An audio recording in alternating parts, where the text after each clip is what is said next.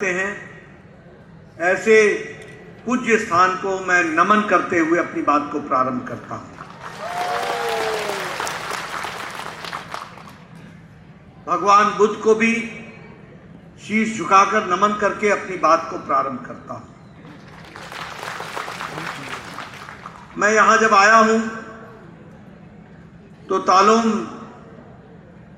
रुक्बो जी को भी याद करता हूं, जिन्होंने एक संरक्षक के रूप में, धर्म रक्षक के रूप में अपनी सेवाओं को प्रदान किया। उनको भी मैं नमन करता हूं। अभी जब मैं इस चुनाव में आया हूं तो जो मैं उत्साह आप लोगों का देख रहा हूं, जो उमंग मैं देख रहा हूं, जो तालियों की गड़गड़ाहट में सुन रहा हूं, उसने एक बात मेरे मन को संतोष दिया है और विश्वास दिया है कि आपने फिर से अरुणाचल प्रदेश में पेमा जी के नेतृत्व में भारतीय जनता पार्टी की सरकार बनाने का निर्णय ले लिया है। यह बात है।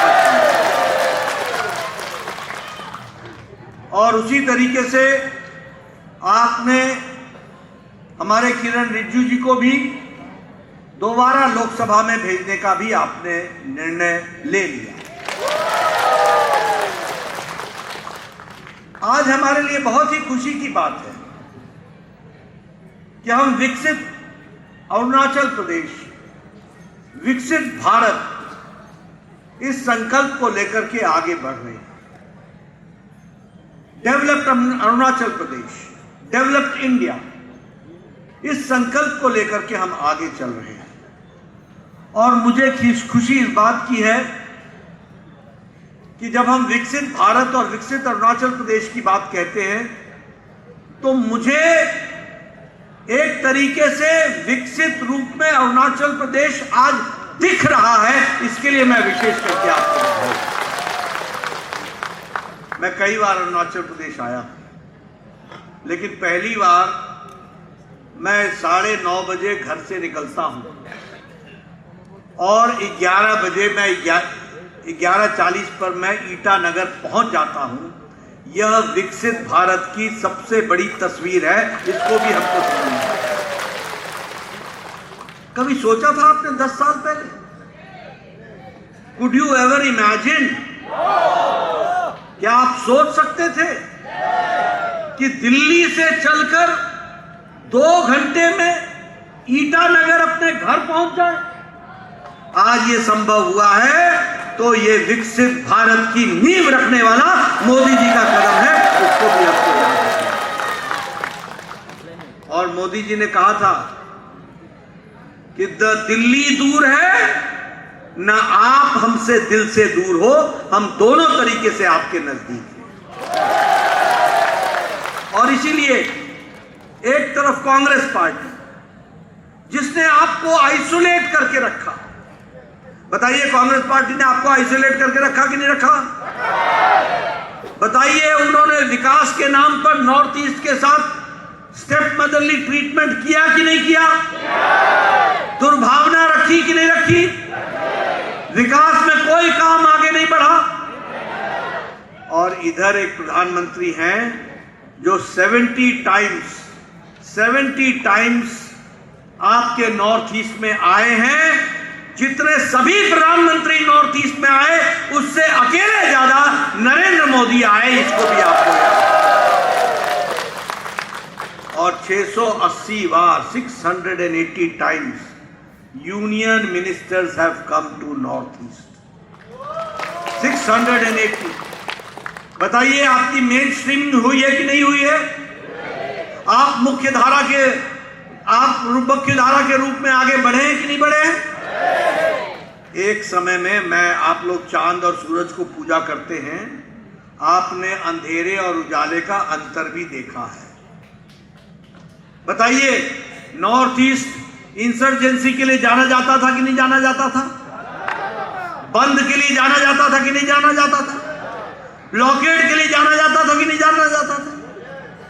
विकास के रुके हुए होने के लिए जाना जाता था कि नहीं जाना जाता था? और आप जब दिल्ली जाते थे तो आपसे पूछते थे ना, आप इंडिया कब आए? पूछते थे कि नहीं पूछते थे? आज आप मुख्य धारा में हैं और मुख्य धारा में प्रधानमंत्री मोदी जी ने कहा act east, look east, act first. हमेशा पहला कदम उठाओ तो ईस्ट के लिए उठाओ। अगर हमारा पूर्वी एरिया विकसित होता है तो भारत विकसित हो जाएगा, इंडिया विकसित हो जाएगा। इसको आगे रखा। इसलिए एक्ट फर्स्ट, इस बात को लेकर के प्रधानमंत्री मोदी जी ने काम शुरू किया। और एक्ट फर्स्ट भी और एक्ट फास्ट भी। अष्टलक्ष्मी के रूप में आपको देखा, अष्टलक्ष्मी के रूप में। और वो 8 पिलर्स क्या माना? 8 पिलर्स माना पीस, शांति, पावर यानी पावर जनरेशन, हाइड्रो इलेक्ट्रिसिटी का जनरेशन, सोलर एनर्जी का जनरेशन, टूरिज्म, टूरिज्म में अरुणाचल प्रदेश मुख्य धारा में शामिल हो, सारे दुनिया के लोग आए और ईटानगर, डोनी पोलो में उतर करके और वो अरुणाचल प्रदेश का भ्रमण करें। इस तरीके का टूरिज्म डेवलप हो। उसी तरीके से 5G कनेक्टिविटी, उसी तरीके से हमारा कल्चर, उसी तरीके से हमारी नेचुरल फार्मिंग, उसी तरीके से हमारा स्पोर्ट्स और उसी तरीके से हमारे पोटेंशियल को एनहांस करना। इन अष्टलक्ष्मियों के लिए प्रधानमंत्री मोदी जी काम कर रहे हैं। और इसीलिए आपने देखा होगा ये जो इंसर्जेंसी की जगह है, वहां मोदी जी के नेतृत्व में 11 एग्रीमेंट्स हुए, 11 एग्रीमेंट्स, 11 समझौते हुए हैं। और 11 समझौतों के माध्यम से 9,500 इंसर्जेंट्स ने सरेंडर किया, अपना आर्म्स छोड़ा और वो मुख्य धारा में शामिल हुए हैं। वो भी हमको ध्यान में रखना चाहिए। आज 71% रिडक्शन है इंसर्जेंसी में। आज 60% रिडक्शन है इंसिडेंट्स ऑफ अटैक्स में और सिक्योरिटी फोर्सेस। और हमारे सिविलियन डेथ्स में 82% का रिडक्शन है। यानी सुख, शांति, पीस, ट्रैंक्विलिटी, डेवलपमेंट, उसके तहत आज हम आगे बढ़ रहे हैं। आपका बॉर्डर डिस्प्यूट जो असम के साथ था वो भी रिजॉल्व कर लिया गया है और 123 विलेजेस को वहां पर मस्त पूरी ताकत के साथ डेवलपमेंट हो रहा है, विकास हो रहा है और अरुणाचल प्रदेश की सरकार पूरी ताकत से आगे बढ़ रही है।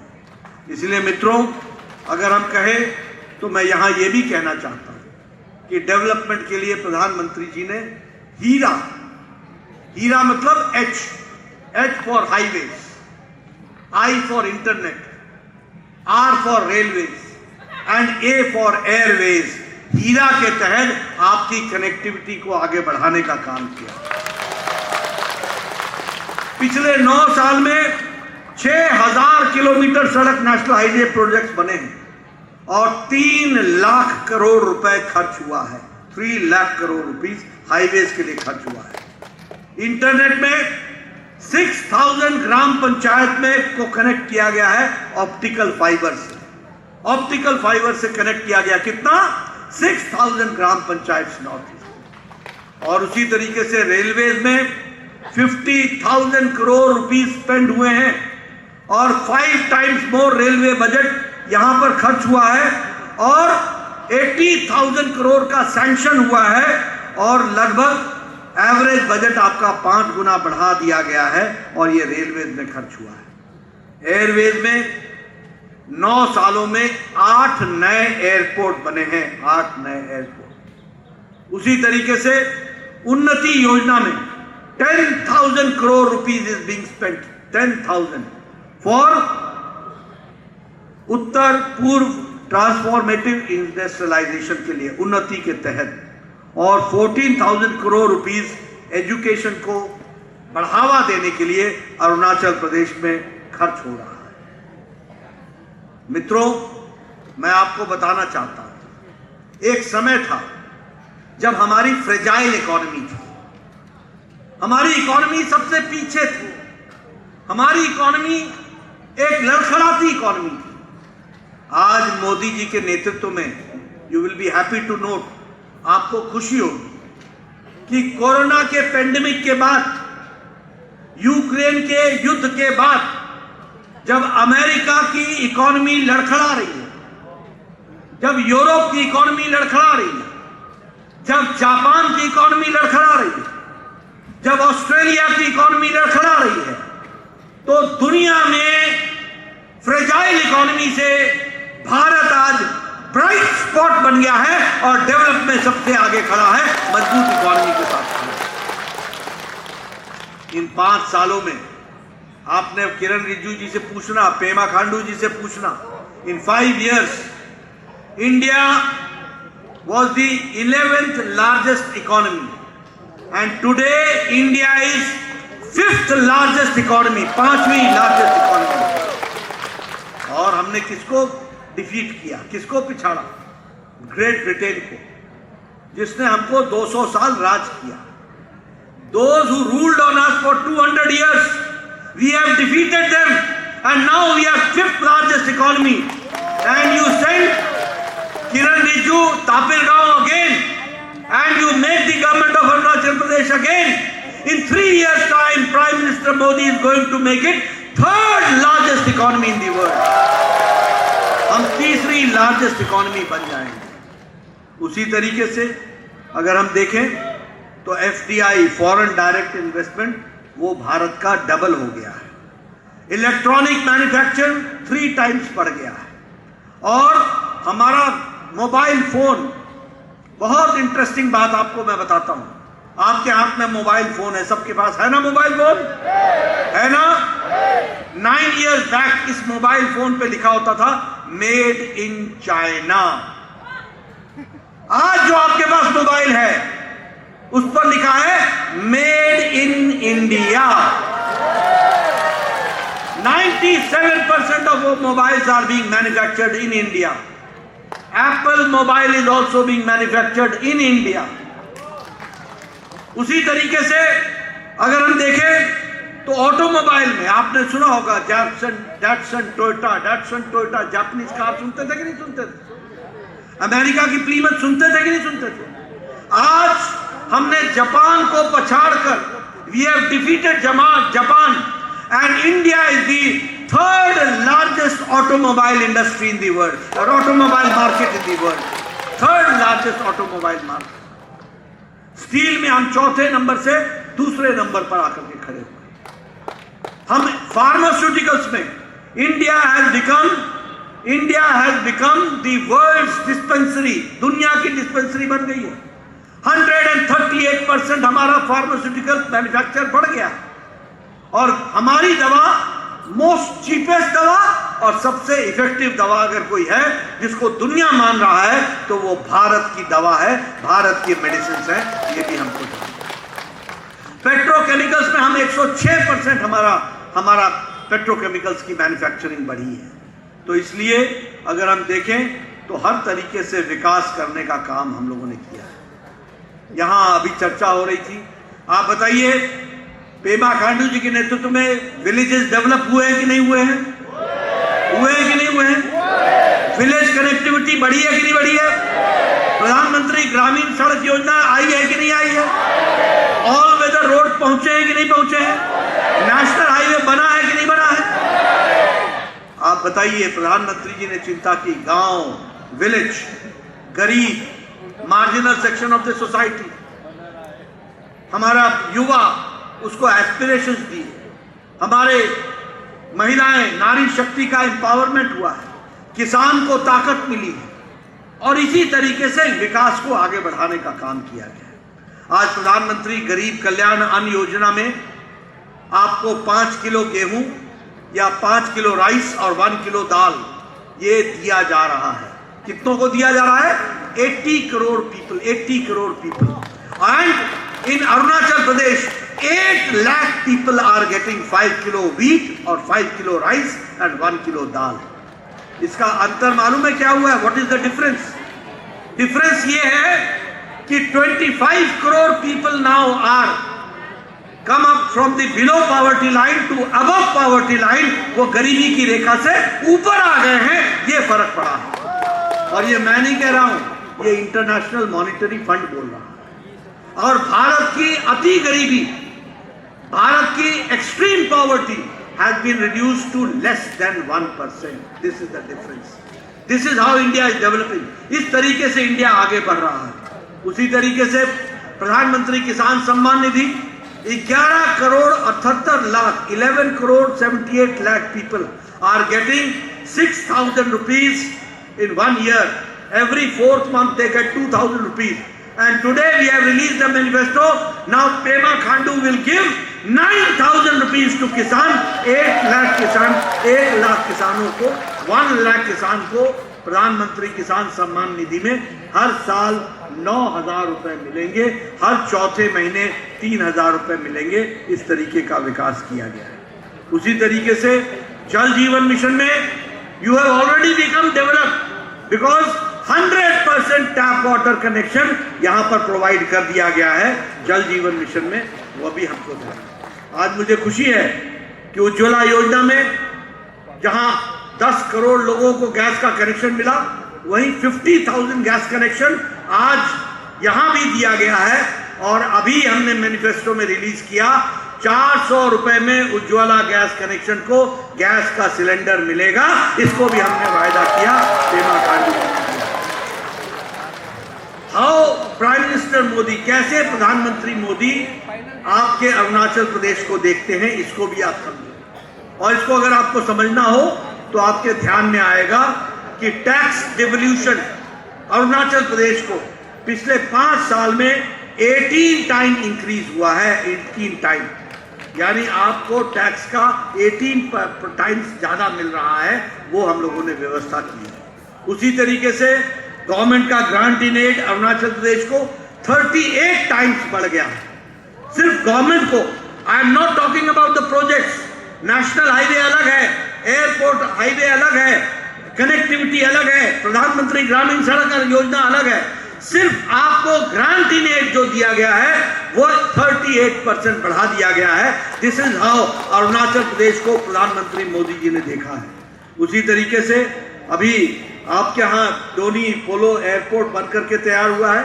ये 635 करोड़ का था, अब ये 800 करोड़ का खर्च होगा और ये वर्ल्ड क्लास का एयरपोर्ट बन रहा है। इसमें आप नए टर्मिनल बिल्डिंग को देखेंगे। उसी तरीके से आपको तेजू को कनेक्ट किया गया है, पासीघाट को कनेक्ट किया गया है, होलोंगी को कनेक्ट किया गया है और उड़ान योजना के तहत इसको हम आगे बढ़ाने का काम कर रहे हैं।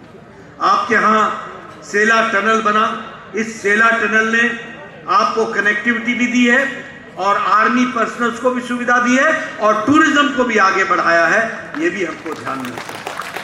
देखिए, वाई वी से वी शुड सपोर्ट प्रधानमंत्री मोदी जी। क्यों हम कहते हैं?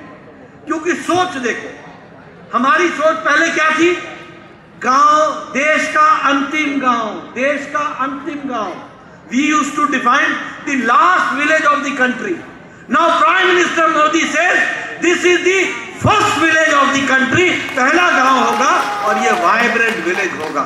और आपके यहाँ 4,800 crore rupees is being spent for vibrant village.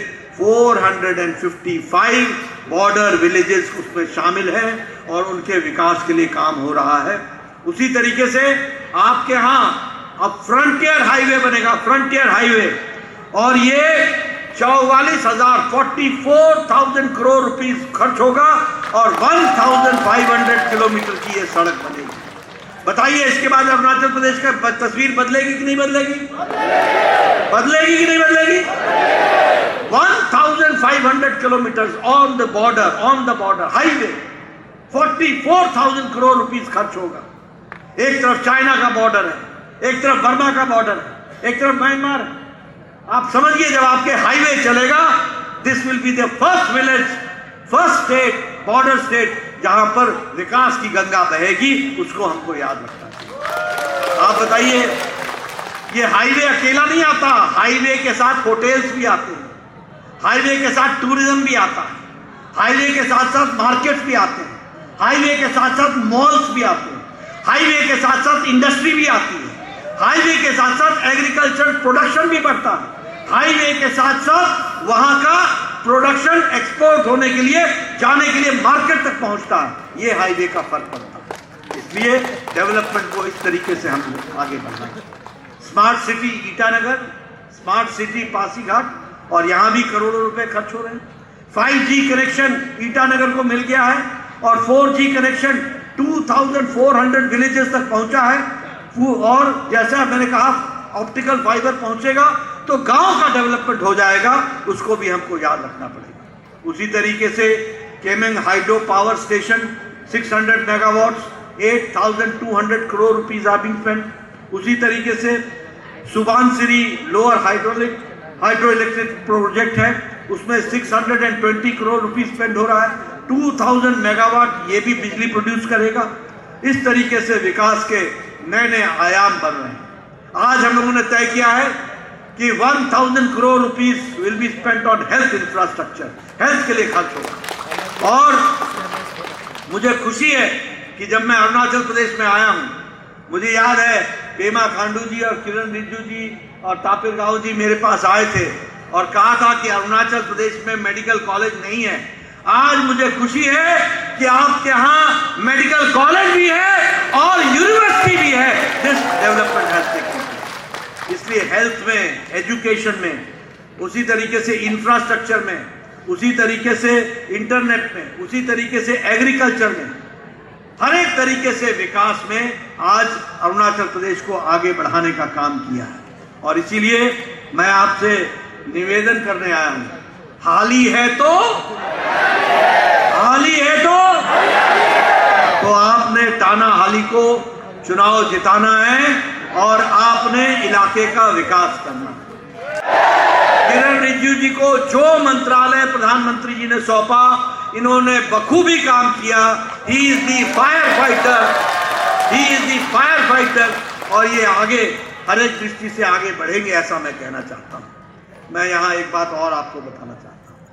हालांकि आपका मुकाबला उन पार्टियों से नहीं है, यहां पर कुछ रीजनल पार्टीज के साथ आपका मुकाबला है, लेकिन देश को इंडिया के नजर से देखो। ये जो इंडी अलायंस है ना, I full stop, N full stop, D full stop, I full stop, A full stop, INDI alliance, ये है ना जो इंडिया घमंडिया, ये क्या है? ये this is an alliance of dynasty parties, family parties, and this is an alliance of all corrupt parties together. सारे भ्रष्टाचारी पार्टी, ऑल भ्रष्टाचारी टुगेदर। सिर्फ मैं कहने के लिए नहीं कह रहा, आप जरा मेरे को बताइए कि सारे लोग भ्रष्टाचार, देखिए एक तरफ मोदी जी कहते हैं भ्रष्टाचार हटाओ, बोलो पेमा खांडू ने भ्रष्टाचार को हटाया है कि नहीं हटाया है? भ्रष्टाचारियों के खिलाफ एक्शन लिया कि नहीं लिया? मोदी जी ने लिया कि नहीं लिया? लाल किले के प्राचीर से बोला था कि नहीं बोला था भ्रष्टाचारी को नहीं छोड़ेंगे? बोला था कि नहीं बोला था? और अभी बोला है कि नहीं बोला है कि 4 जून के बाद मैं भ्रष्टाचार के खिलाफ लड़ाई को और तेज कर दूंगा, ये बात है। एक तरफ मोदी जी भ्रष्टाचार हटाओ में लगे और एक तरफ ये सारे भ्रष्टाचारियों को बचाने में लगे हुए। भ्रष्टाचारी बचाओ। आप बताइए राहुल गांधी बेल पर है कि नहीं है? बताओ भैया, बेल पर है कि नहीं है? आप बताइए सोनिया गांधी बेल पर है कि नहीं है? आप बताइए चिदम्बरम बेल पर है कि नहीं है? आप बताइए उसका बेटा कार्तिक चिदम्बरम बेल पर है कि नहीं है? आप बताइए ये लालू यादव बेल पर है कि नहीं है? ये संजय सिंह बेल पर है कि नहीं है? आप बताइए अरविंद केजरीवाल जेल में है कि नहीं है? आप बताइए मनीष सिसोदिया जेल में है कि नहीं है? आप बताइए ये सत्येंद्र जैन जेल में है कि नहीं है? आप बताइए ये के कविता जेल में है कि नहीं है? ये आधे बेल पर हैं और आधे जेल में हैं। बोलिए ऐसे लोगों को आगे आने देना है क्या? आगे आने देना है क्या? आप बोलिए, आप बताइए फारूक अब्दुल्ला क्रिकेट एसोसिएशन के भ्रष्टाचार में संलिप्त है कि नहीं है? आप बताइए राहुल गांधी नेशनल हेराल्ड के केस में है कि नहीं है? सोनिया गांधी नेशनल हेराल्ड के केस में है कि नहीं है? आप बताइए समाजवादी नेता अखिलेश गोमती फ्रंट के केस में है कि नहीं है? आप बताइए वो अपने अलकतरा के अपने ये लैपटॉप के स्कैंडल में केस में है कि नहीं है? आप बताइए, लालू यादव जमीन के बदले नौकरी के घोटाले में है कि नहीं है? आप बताइए, ये चारा घोटाले में जेल गया था कि नहीं गया था? आप बताइए, शराब के घोटाले में के कविता जेल में गई कि नहीं गई? आप बताइए, केजरीवाल ने शराब का घोटाला किया कि नहीं किया? ये सब घोटालेबाज एक इकट्ठे आ गए। और कल तो हाई कोर्ट ने भी कह दिया कि इसका राजनीति से कोई लेना देना नहीं है, कानून के तहत आप पर केस बनता है और आप जेल में रहेंगे। ये बात अरविंद केजरीवाल की। आप बताइए, फारूक अब्दुल्ला की पार्टी परिवार की पार्टी है कि नहीं? आप बताइए, ये मुफ्ती मोहम्मद की पार्टी महबूबा मुफ्ती परिवार की पार्टी है कि नहीं? ये बादल परिवार की पार्टी है कि नहीं है? ये चौटाला परिवार की पार्टी है कि नहीं है? ये मुलायम सिंह अखिलेश यादव परिवार की पार्टी है कि नहीं? आप बताइए, लालू यादव, राबड़ी देवी, तेजस्वी, तेज प्रताप परिवार की पार्टी है कि नहीं? ममता और उसका भतीजा अभिषेक परिवार की पार्टी है कि नहीं? आप बताइए, केसीआर, केटीआर, कविता परिवार की पार्टी है कि नहीं? आप बताइए, करुणानिधि से लेकर उदयनिधि स्टालिन तक परिवार की पार्टी है कि नहीं? आप बताइए, शरद पवार और सुप्रिया सुले बाप बेटी परिवार की पार्टी है कि नहीं? आप बताइए, उद्धव ठाकरे, आदित्य ठाकरे परिवार की पार्टी है कि नहीं? आप बताइए, राहुल गांधी, सोनिया गांधी, प्रियंका गांधी परिवार की पार्टी हो गई कि नहीं हो गई? ये सब परिवार की पार्टियां हैं। अगर कोई प्रजातांत्रिक पार्टी है तो वो भारतीय जनता पार्टी है। इस बात को इसलिए मित्रों, मैं आपका ज्यादा समय नहीं लूंगा, लेकिन मैं आपसे कहना चाहता हूं, अरुणाचल का हित कमल के निशान में है। अरुणाचल का भाग्य कमल के निशान के साथ है। अरुणाचल का विकास पेमा खांडू के हाथों में है और देश का विकास मोदी जी के हाथों में है और मोदी जी के नेतृत्व में। बोलिए, हाली है तो करेंगे ना, जिताएंगे ना, भेजेंगे ना, किरण रिजिजू को भेजेंगे ना, हमारी सरकार बनाएंगे ना। आप सरकार बनाने का काम पर जुटिए और शपथ ग्रहण के समय मैं जरूर आऊंगा, ये बात का आपको विश्वास दिलाता हूं। आप पूरी ताकत से लगिए। बहुत बहुत धन्यवाद। जय भारत, जय अरुणाचल।